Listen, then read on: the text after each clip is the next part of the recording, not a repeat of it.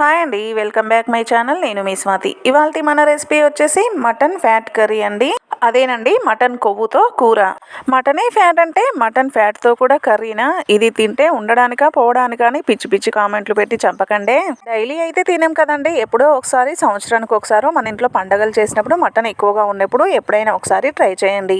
Taste అయితే చాలా బాగుంటుందండి. వీడియో మొత్తం చూసిన తర్వాత వీడియో నచ్చితేనే లైక్ చేయండి. ముందుగా స్టవ్ పైన ఒక కడాయి పెట్టుకొని అర స్పూను ఆయిల్ వేసుకోండి. ఆయిల్ కొంచెం వేసుకున్నా సరిపోతుందండి, ఎందుకంటే ఫ్యాట్లోంచి కూడా ఆయిల్ వస్తుంది కదా. ఆయిల్ వేడైన తర్వాత బిర్యానీ స్పైసెస్ అన్ని వేసుకొని కట్ చేసుకున్న పచ్చిమిర్చి, ఉల్లిపాయ ముక్కలు కూడా వేసుకొని కొంచెం ఉప్పు వేసుకొని ఉల్లిపాయ ముక్కలు మగ్గే వరకు ఫ్రై చేసుకోండి. ఉల్లిపాయలు ఫ్రై అయిన తర్వాత ఒక గుప్పెడు మెంతి కూరని శుభ్రంగా కడిగి వేసుకోండి. ఈ మెంతి కూర అనేది పూర్తిగా ఆప్షనల్ అండి, ఉంటే వేసుకోవచ్చు లేకపోతే లేదు. మెంతి కూరని నేను ఫ్లేవర్ కోసమే వేసానండి, వేయకపోయినా టేస్ట్లో అయితే తేడా ఏముండదు. అలాగే ఫ్రెష్గా దంచుకున్న అల్లం వెల్లుల్లి పేస్ట్ కూడా వేసుకొని ఫ్రై చేసుకోండి. మెంతి కూర అల్లం పచ్చివాసన పోయేంత వరకు ఫ్రై చేసుకున్న తర్వాత ఒక స్పూన్ పసుపు వేసుకొని మటన్ కొవ్వును కూడా వేసుకోండి. తర్వాత ఒకసారి మొత్తం కలుపుకొని మీడియం ఫ్లేమ్లో పెట్టుకొని మధ్య మధ్యలో కలుపుకుంటూ ఒక 10 నిమిషాలు బాగా ఫ్రై చేసుకోండి. ఇది కొంచెం ఫ్రై అయిన తర్వాత సన్నగా కట్ చేసుకున్న టమాటా ముక్కలు వేసుకోండి. టమాటాలు ఒక అర కేజీ కొవ్వుకి పావు కేజీ టమాటా ముక్కలు పడతాయండి. టమాటా ముక్కలు వేసిన తర్వాత మరొక 10 నిమిషాలు మీడియం ఫ్లేమ్లో పెట్టుకొని టమాటా ముక్కలు పూర్తిగా మగ్గేంత వరకు మధ్య మధ్యలో కలుపుకుంటూ ఉడికించుకోండి.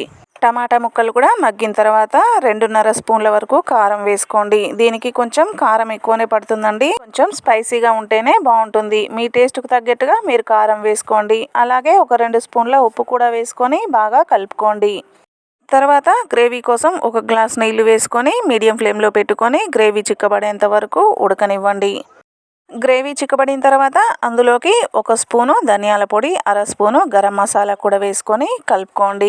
మటన్ కొవ్వుతో కూర రెడీ అయినట్టేనండి. చివరగా కొత్తిమీర చల్లుకొని దించేసుకుంటే ఎంతో టేస్టీగా ఉండే మటన్ కొవ్వు కర్రీ రెడీ అయినట్టేనండి. వీడియో మీకు నచ్చిందని అనుకుంటున్నాను. వీడియో నచ్చితే లైక్ చేయండి, మీ ఫ్రెండ్స్కి, రిలేటివ్స్కి షేర్ చేయండి. వీడియోని మీరు లైక్ చేయడం వల్ల వీడియో అనేది ఇంకొంతమందికి షేర్ అవుతుందండి. నా ఛానల్కి కొంచెం సపోర్టివ్గా ఉంటుంది, తప్పకుండా లైక్ చేయండి. అలాగే మీరు కూడా ఈ రెసిపీని ట్రై చేసి ఎలా వచ్చిందో నాకు కామెంట్ బాక్స్లో కామెంట్ చేయండి. అలాగే నా ఛానల్ కనుక ఫస్ట్ టైం చూస్తున్నట్లయితే తప్పకుండా సబ్స్క్రైబ్ చేసుకోండి. థ్యాంక్స్ ఫర్ వాచింగ్ అండి.